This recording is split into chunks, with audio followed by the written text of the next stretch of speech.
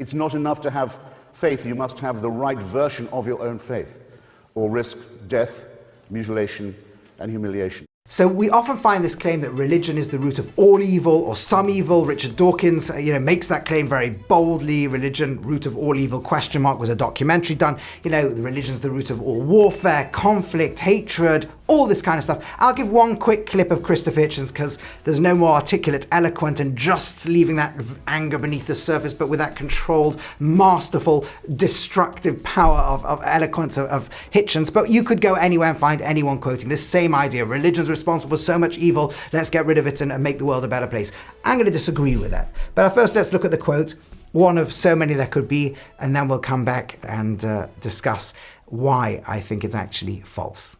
And I'll begin at once by recalling an exchange I had recently in Colorado Springs with a spokesman of America's evangelical broadcasting wing, a much overrated but nonetheless significant force in American politics. This broadcaster asked me, in response to my own statement of unbelief, he said, "I insist that you answer the following question, and that you answer it with a yes or a no."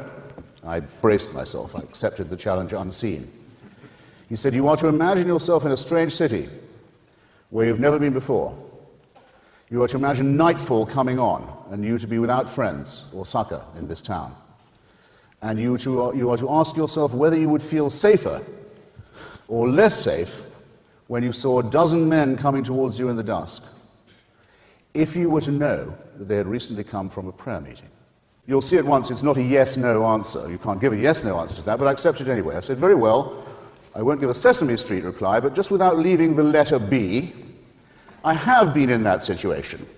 In Bombay, in Belfast, in Beirut, in Belgrade, in Baghdad." Who is going to argue that the matter of faith, that the religious allegiance, that the preachings of religion have not in all these cases gravely exacerbated, gravely deepened, gravely poisoned and prolonged all of these things that have made our tenuous civilization extremely difficult to defend, uphold, maintain, let alone to advance? The point is that there's a lot of warfare caused in the name of religion, and this is an argument used repeatedly to attack religion with. Now, actually, Hitchens' first question of would you be afraid if you knew a bunch of shadowy figures coming towards you in a dark alleyway had just walked out of a prayer room, I actually think myself I could answer that as I would be less afraid, as it happens, that I'm about to be attacked or mugged.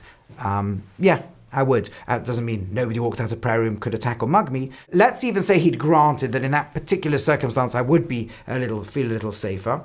The fact is, I've got this counter-argument. Look how much damage religion's done. Look how much fighting has happened in the world. How many people have killed each other in the name of religion. There is a lot to say for that, because once the word religion is probably too broad and too narrow. Too broad because if you look at the hundreds of religions around the world, you could find plenty of religions and denominations that neither you nor I nor anybody else would be afraid of at all, where we probably couldn't find anyone in centuries who's been killed in the name of those religions, and also plenty of other ideologies that have caused lots of slaughter in the world. Nationalism, communism, and so on, that nothing to do with religious belief or not. But let's even narrow and take this question of, but still, religion has caused so many wars and suffering. And yes, as Jewish people, we have been victims of certain religious persecution, some secular, but a lot of it religious in history too. So isn't this a valid and legitimate point? And the answer is to a point, yes, but, and this is really crucial, recently when the Encyclopedia of War was written, a 3-volume monumental piece of work chronicling all known wars by Charles Phillips and Alan Axelrod. And in their index, you can actually see religious wars. And you will find the ones he quoted. And need he go on? The answer is, yeah, he should go on. There's 121. Some researchers think there's probably another 2 that should have gone into that list. 123. Wars that are either fought in the name of religion or to expand the religion, or because the initiators of the war believe that they had a religious obligation to go to war. That's a lot of wars. Until we realize there's over 1,700, there's nearly 1,800 known wars that are chronicled in human history. That means to say that around over 1,600 wars that have nothing to do with religion. Put it statistically speaking, 6.9% of all wars in human history, less than 7%, have been fought in some way that you could call a religious war. That's a lot, but 93% of wars have not been religious wars. They've been wars for secular purposes and causes, not to spread secularism necessarily. That has happened, but not very often. But secular purposes, motives. And think about it for a moment, and it's obvious. In the archaeological record, war, mass organized slaughter of one group of another, starts at least as far back as the Neolithic Revolution. The farming revolution, when you got populations that sit still and require an area of agricultural land to support them. And all of a sudden we have this problem. People no longer can wander around for their food. So if Group A sits on this bank of a river in this area and its land did not produce enough food this year, 2 miles down the river, Group B has produced surplus food. Group A, or not, let's say surplus, let's say enough to get through the year. Group A is going to want to go to Group B and take their food. Group B is not going to not want to give it. They're going to fight over the land. That's going to happen. And so warfare begins straight away. And the rising of the military class is straight away. You see people buried with their weapons and demonstrating the prowess of war and so on. And then we move into cities.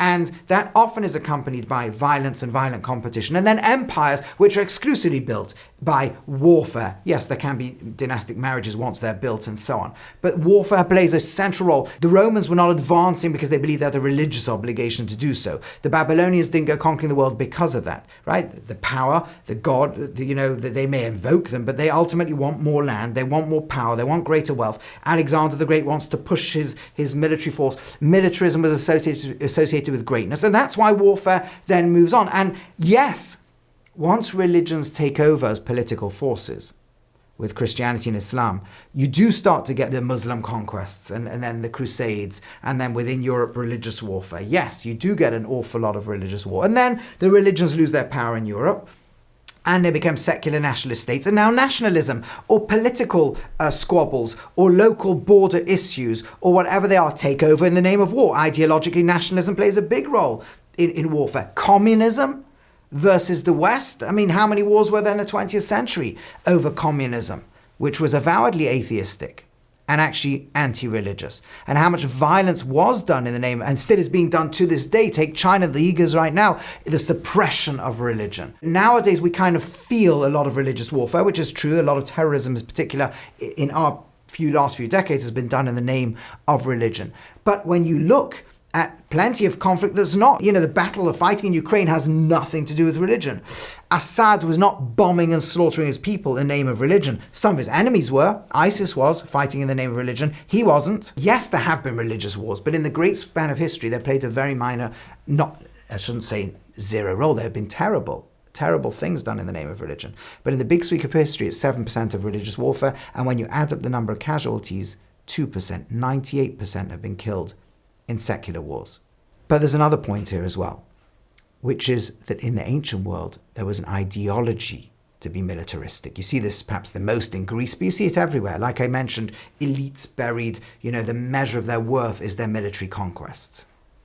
The idea of peace as an ideal is something that in all probability, as far as we can trace historically, entered the world through religious thinking. The prophet Isaiah, they shall beat their swords into plowshares and spears into pruning hooks. Nation shall not lift up sword against nation, none shall they learn any more war.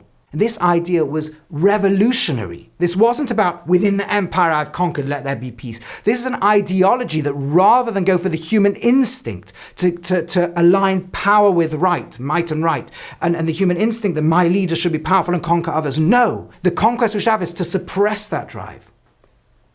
And a world where we live side by side as different peoples coexisting together in peace and love.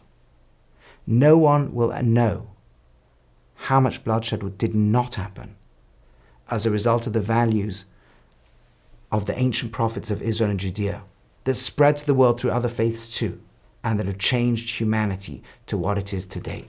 And in that sense, amongst many others, what we owe to the good that's been done in the name of a faith of an infinite loving creator and the oneness that binds us all together dwarfs the admittedly terrible things, but dwarfs them with the amount of good that has been done.